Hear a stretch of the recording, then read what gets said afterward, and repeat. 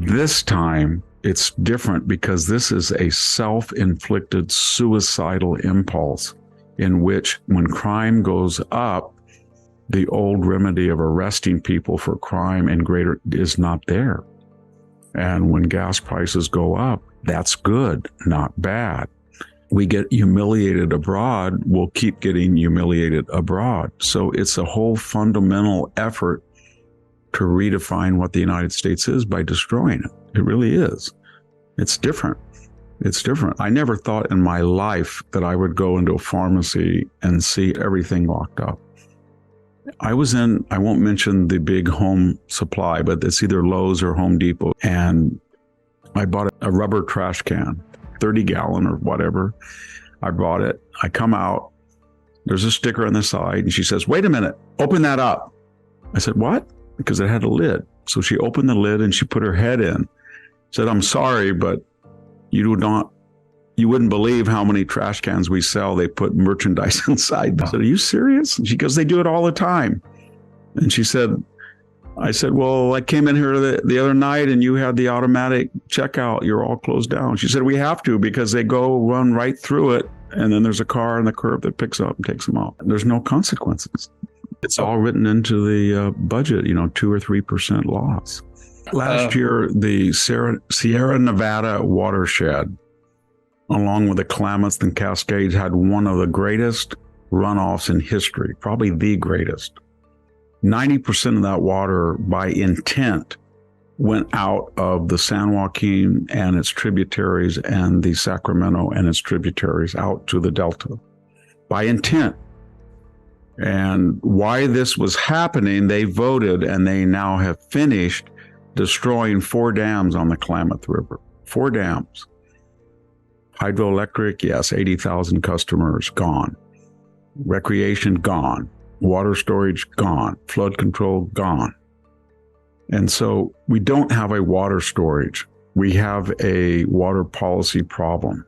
It's not the water storage problem. We could build plenty of water storage. We have the natural wherewithal to give us water, but we don't do it because the people on the coast who are very wealthy have an alliance with the very poor representatives, and they're both on the left. And the one side says, "You guys vote for all of our environmental green projects that hurt your own constituents, and we'll give you free stuff that we don't get. We pay taxes on, but we get the environmental stuff and you get the entitlements." And that's how they work. And the result is that all this water and snow goes out to the ocean. So we could have had 10 million acre feet of storage at Los Banos Grand Flat, at the Sites Reservoir. They were all on the drawing boards. They've all been budgeted, and they didn't build them. Their next big thing is they cannot stand the idea Californians have a constitutional right to have a water right. In other words, you own a piece of property. Underneath it, you own the oil, but you also own the water, even though it's fungible like oil underneath. And that's what they don't like. So what's coming down the agenda is they're going to have everybody out in the rural area that pumps their own water have it metered. You pay for the well, the $50,000, $80,000, $150,000. You pay for the maintenance. You pay for the electricity to pump it. But the water right under your feet is not yours. It's the state's, the collective. The socialist commune owns it. And then we're going to regulate it. But you can be sure that Gavin Newsom and Nancy Pelosi's Napa estate, all of those people are going to have plenty of water for their gardens. And I ride my bike around the Stanford campus and I see some very beautiful homes, and they're lush and they require a lot of water. They really do. And there's a big Crystal Springs reservoir right up the road on 280 that's full, and that's coming all the way from Northern California. And nobody touches that one. They don't say, we got to drain this to go out and save the Delta smelt.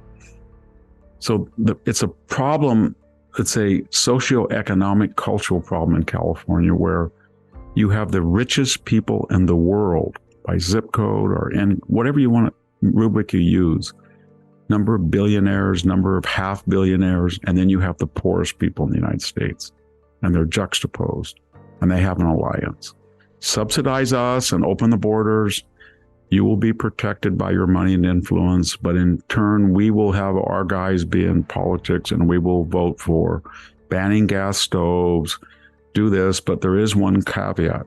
You will not enforce the law on us. And what do I mean by that?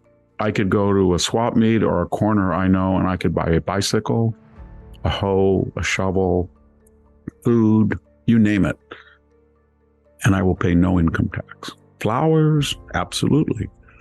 I can buy anything I want. I can buy lawnmowers, blowers, anything. I'll pay no sales tax, no sales tax. And the people who are selling it will pay no income tax. We have the largest underground economy in the entire United States, and it's by design, because the powers that be will not go into so-called marginalized communities or areas and enforce sales tax laws or income tax laws as they do to everybody else. And so it's the most regulated and the least regulated state in the union. It's wild out here. I dream sometimes that I could just take it, this neighbor plot, and put it on one of those Chinese balloons and float it over to the Stanford campus and plop it down and say, you know what, this is what you created. Right. So here's 7 Winnebagos, here's 20 chickens, here's 30 dogs with no vaccinations, no license, here's a couple of horses, here's maybe 40 people living on a single zoned house, here's Romex, here's porta potties. That's it. And you're going to be your neighbors. How's that? Well, we know the answer from Martha's Vineyard.